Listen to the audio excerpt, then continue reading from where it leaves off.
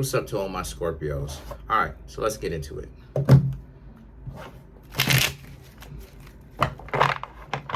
Okay, so for the Scorpios, we have the Justice, the Fool. I'm using the Game of Thrones Tarot. Magician. We have the Three of Wands, the Star, the Six of Wands, the Sun, the Seven of Cups. We have the Moon. We have the Ace of Swords. So what I'm seeing here for a lot of you Scorpios, come on now. Cat always seems to lay down here when I'm doing a video. But the Magician can represent Scorpio in certain cases. The Magician can also represent Virgo or Gemini. But obviously, since I'm doing a tarot reading on Scorpios, this means you. So you have the Justice, the Fool, and the Magician back to back to back. The Three of Wands. This is about how a lot of you Scorpios need to really pay attention, okay, to the way that you are perceiving relationships. I'm seeing how a lot of you Scorpios think that you're actually in some sort of fight where people are trying to play you, and you're right. But just because people are trying to play you, what I'm seeing here is you need to watch out for your vengefulness. Why I'm saying that in the first place is because the Magician in this tarot deck, the Game of Thrones Tarot, is a bit misguided. It's a trick card in this tarot deck because it's misguided. It means that you mean well, but you're very misguided or misinformed as to what other people got going on. Your agenda may be pure of heart, but another person's agenda may not necessarily be pure of heart. So you may want a relationship, but this person may want a relationship for a short period of time, if you know what I mean. So the Fool is, you're going to have to learn to let go of this type of attachment if you want to actually start to get to the people that you want to be in a relationship with long term. And the reason for that is because you're going to have to learn to understand that everyone doesn't necessarily want the same things, obviously. So some people may want a long-term relationship. Some people may want a short-term relationship. So you have to understand that, right? And you have to be able to identify which one is which. How is it that you go about doing it? It's actually easier than what it is that you think.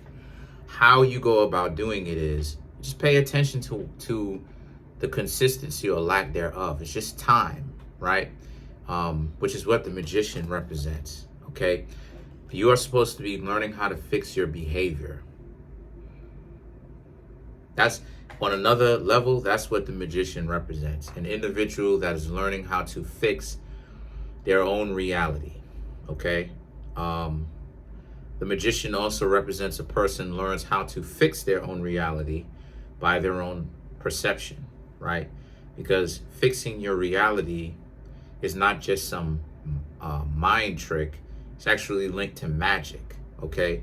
And it actually works, right? That's why it is that a lot of people get down with the Kabbalah. They study the Kabbalah and stuff like this, which is what the Tarot system is based off of. Because the Moors, a brief history, the Moors actually created the Kabbalah. And like I said, the Moors dealt with, you know how it is that people deal with, Moorish people deal with magic, right? We have candomblé, different magical systems, right? They're all Moorish. They're all Moorish, right? With proof, they're all Moorish. Whether you have candomblé, voodoo, voodoo-tronics, Orbia, Palomonte, Palomayombe. I told you I studied a lot of that stuff. Draconian magic, the elves, fairies, things of this nature, right? All those forms of magic. What does that mean? That means that showing you how to change the reality, your reality, by partially changing your perception. Obviously, your perception is one of those things that you're going to have to change. There's other things that you're going to have to do too. That's why it is I'm telling you, changing the perception is just, it's not only a voodoo, it's not only a Jedi mind trick. It actually has something to deal with real magic and how you do it, right? Not the whole thing, but part of it. The Three of Wands and the Star card now represents how, since this is a situation for you, you Scorpios also have to understand to leave people behind. You got to learn to get better at leaving bygones into the heap, the garbage heap, where they deserve to be. Don't continue to beef with a person over and over and over and over and over again. Why? Because it's way too much time off of your hands that you Scorpios could have been using to get to know somebody. Instead of this, you're spending it trying to fight, argue, bicker with a whole other person. You don't necessarily want to do all that. Waste too much time. So then you have the Star. The Star represents how this is a situation for a lot of you Scorpios, where, again, the Star represents what you really should be doing, where your perception or your focus should be going to. Remember, the Star card represents Aquarius. Aquarius is the exact opposite of what? Leo. Leo represents the focus, right? Spotlight, right? So, where your focus, based upon this reading, should be going is your focus. What mischief you causing? But anyway, but your focus, should be based upon the next person you're going to meet, the kind of relationship you want, how that relationship is going to be, the type of fun that relationship is going to have, right? All this is New York City for you, but all that stuff has to deal with your own perception as well as changing your reality, the Magician, right? And, oh man, this cat got all this fur on me, but, because my cat sheds a lot. This cat got all this fur on me and stuff, but, the Six of Wands represents here that this is where your victory is. Your victories, right? Or I should say, this is where their victory is, right? Their victories is trying to get you to continue to interact with them. So you had somebody, or maybe you may not necessarily have had somebody immediately in the near past, but you were with someone, but you're still thinking about them. And that's the problem. You're worrying a little bit too much about them. And if they can get your head caught up with them, they think that it's only a matter of time before you decide to go back and hang out with them, because the two of you are not together. Or maybe the two of you are, and you're dealing with this person, and you should actually be letting them go, really.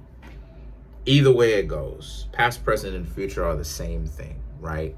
It's just a matter of if you can change the course of past, present, and future. So the Sun card now represents this being a situation for a lot of you where, since this is that cat cut the corner so fast, but the Sun card represents where your attention is. Remember, it means that you need to be mindful of where your attention is going. No matter what type of antics that this partner, right, tries, or this partner from the past have tried, maybe you even still with that partner, some of you, right? For some of you Scorpios, you're not with that person anymore, but they're still gonna try antics around you. Try to get your attention by doing a lot of stuff. The Seven of Cups represents how this is a situation for a lot of you where you need to occupy yourself, not too much. You still want to get some sleep up in there, But you want to occupy yourself with just enough to where you're busy and productive, but not enough to where you're missing sleep. That's the difficult task at play. The moon and the Ace of Swords represents this being a situation for you Scorpios where you also want to reflect on why this relationship is so important to you, because you still have this chip on your shoulder, Ace of Swords. You still have this chip on your shoulder. You still think you need to fight. You still think you need to be at war with the person, when in actuality, you need to get rid of the person by dumping them and moving forward. Now, what does this have to do with everything? Well, what this means is that what this has to do with everything is, it means that a lot of these Scorpios need to learn to not be so vengeful, as I've been saying. Because remember, Scorpios have the most changes of the zodiac sign. It's not Virgo, it's actually Scorpio, because it's the spider, then it's the scorpion, then it's the eagle, then it's the phoenix. Okay, now why is that? Because the spider is the worst of them all. And i.e., for all those people who watch my videos on why the tarot is meant to deceive you, remember how it is that I talked about the tunnels of Sept? If you haven't watched that video, go and watch that video right now. You need to watch it, otherwise you're going to be lost. In the tunnels of Sept, the entities that attack you to try to get your energy snatched away from you are what? Spiders. You see what I mean? See, so you're starting to see how everything is connected, and I'm actually being cohesive with this, and how it is that my cat got all this fur on me, but you're starting to realize how I'm being cohesive with the stuff that I'm saying, how everything is starting to connect together. Right, go and watch the video. So with that being said, right, the video is called it's called The Tarot is Meant to Deceive You, right? So go and watch that video. Otherwise, you're going to be lost here when we get to this part. And if you made it to this part of the video, really appreciate you doing that. Now, the spider, the scorpion, the phoenix, the spider, the scorpion, the eagle, and the phoenix. The eagle is still very nasty and territorial. The scorpion is still very nasty and territorial. The phoenix is the Scorpio. I'll give you a real big secret. The phoenix is when the Scorpio person is not afraid of getting hurt and will allow themselves to transform because there's a real legitimate justification and cause for it. If the Scorpio can stop being so, if you Scorpios can stop being so caught up with self-preservation and learn to understand that it's not about the self-preservation that makes you powerful, although it is. What it is more about is understanding when it's a good idea to self-preserve and when it's a good idea to be selfless. That is the two things that you are supposed to be balancing out. What does this have to do with something? Now's the time for you to self-preserve. This person don't necessarily respect you for your time. They don't respect you. So it's time for you to leave. And you stand with this person. You can still love this person, but you're supposed to love them from afar. You can't love them here in your face. You're supposed to love them from across the street or across town, or maybe even however far it is, because they're trying to make you miserable by draining your happiness away from you. So let's clarify the Star card. Let's clarify the Star card. Right?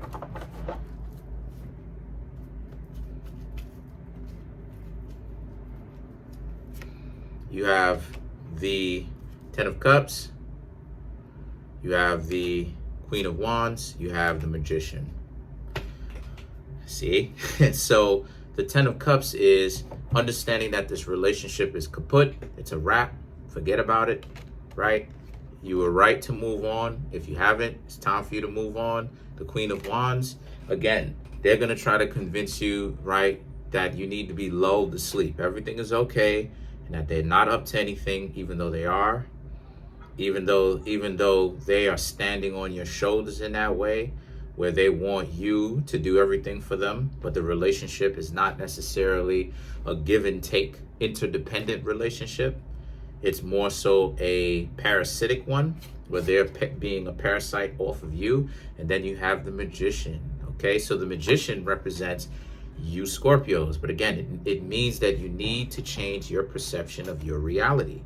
This will help, at the very least, help you become a more upbeat, cheerier person, because the whole phrase of tall, dark, and handsome, that's a Scorpio phrase, by the way. You know what I'm saying? Or a Capricorn phrase. Either one.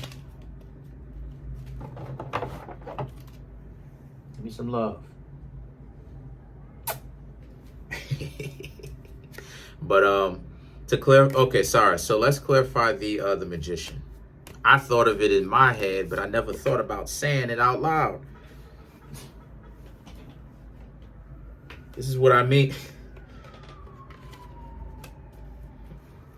Some of the people who I'm trying to date end up getting caught up because of that, because sometimes I'll be in my head, won't even say certain things out loud. Yeah, sorry about that. So you have the Nine of Wands, the Two of Pentacles, and last but not least, you have the Three of Cups. So this is a card for you, Scorpio. These three cards, to clarify the Magician, right? It means that if you stay with them, you're going to have a hard time. You're going to be tired. You're going to be beat.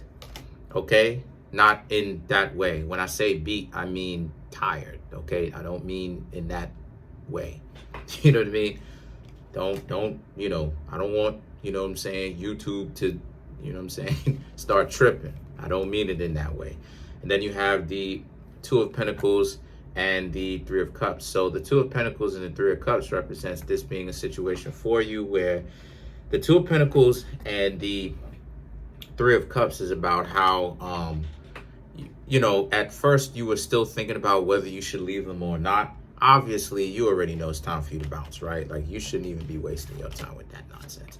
And then you have the Three of Cups. Three of Cups represents, but they are actually trying to take advantage of your forgiveness, right? They're trying to get you to be so in love with them to the point where they, even though they know being around them is war, and there's not a whole long time of peace, and they're always with these antics and, you know, disharmony and stuff like this or whatnot, right? This nihilism and stuff like this, right? That they're thinking that you would forgive them and hopefully don't pay attention to what they're doing. But obviously, you Scorpios have an obligation to yourself to pay attention to what they're doing, because if you don't, it was just going to continue. So don't feel bad for leaving them in the dust. Comment on the video, like the video, subscribe. Peace.